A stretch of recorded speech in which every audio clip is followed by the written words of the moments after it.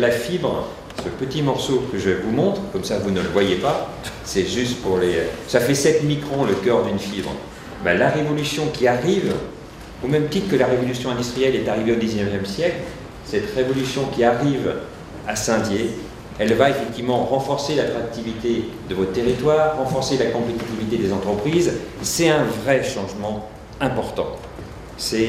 Moi je me permets de dire, c'est vraiment comme la révolution industrielle. À partir de quand pourra-t-on disposer enfin de la fibre optique à Saint-Dié-des-Vosges ? Certes, c'est un dossier qui a duré quelques années, qui semble peut-être un peu long pour certaines personnes qui sont en attente de la fibre optique, et je les comprends.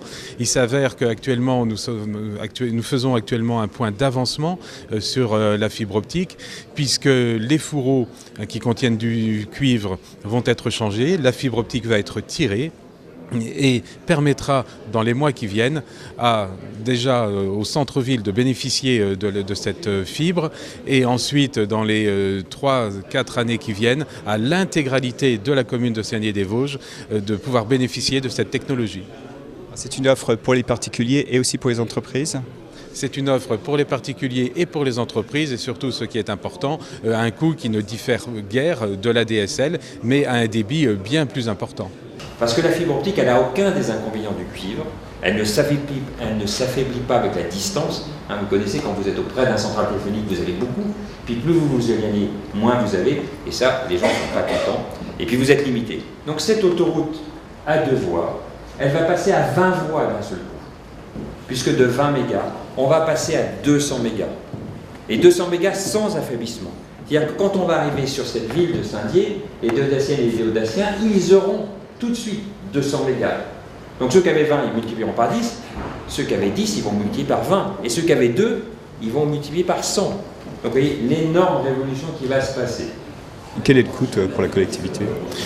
Alors, il faut savoir que Saint-Dié-des-Vosges est une zone AMI, c'est-à-dire qu'un investisseur a décidé d'investir dans la fibre optique. Il s'agit notamment d'Orange, qui est notre partenaire privilégié et qui fibre intégralement la ville. Il n'y aura pas de répercussion de coûts pour les particuliers, pour les citoyens de Saint-Dié-des-Vosges. Est-ce que d'autres fournisseurs d'accès, par exemple Free, pourront utiliser ensuite les réseaux existants ? Oui, là on parle de l'opérateur qui va fibrer, mais ensuite les FAI, c'est-à-dire les fournisseurs Internet, seront différents. Il y aura Orange, il y aura d'autres fournisseurs, et chacun pourra faire son choix. En ce qui concerne Orange, nous avons décidé, parce que nous croyons à cette technologie, qu'il faut la démocratiser, et nous allons commencer le prix de l'abonnement de la fibre au même tarif que la DSL. En quelque part, cette Formule 1, elle sera vendue au même tarif qu'une voiture de Monsieur Tout-le-Monde. Entre 30 et 40 euros, c'est ça ? Aujourd'hui, c'est entre 35 et 40 euros, même 50 si vous avez des options. Ça sera la même chose avec la fibre. On est ce dossier de la fibre optique dans notre ville par rapport aux autres villes des Vosges ou de la région Lorraine. Est-ce que nous sommes beaucoup en retard ?